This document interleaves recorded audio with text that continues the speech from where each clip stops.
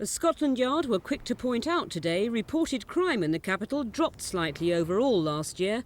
Violent deaths dropped by nearly a quarter from the 1987 figure of 194. Burglaries were down 5%.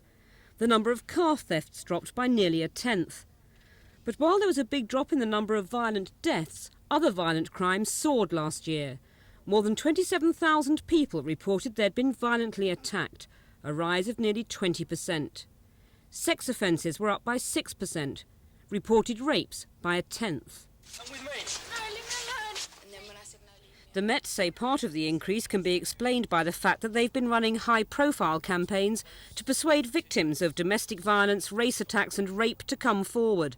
Conservative MP John Wheeler says it would be wrong to read too much into the figures. Now, crimes of violence have been recorded as going up, but fortunately they constitute only 4% of the crime problem, and it will interest your viewers to know that women are the least likely victims of crimes of violence, and the elderly even less likely to be the victims of crimes of violence. But as far as the leader of London's Labour MPs is concerned, the figures merely underline the obvious.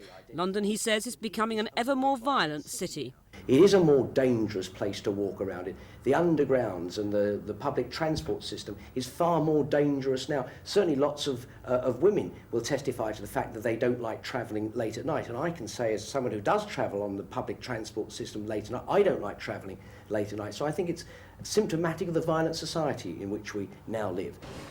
It's not all gloom. Drug smugglers got a hard time last year. Arrests were up by a quarter, from 2,000 to nearly 2,500.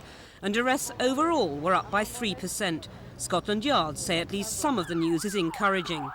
But the Police Federation said tonight the rise in violent crime was disturbing. Police officers themselves were increasingly being attacked. It was time to put more bobbies back on the streets. Barbara Long, Thames News.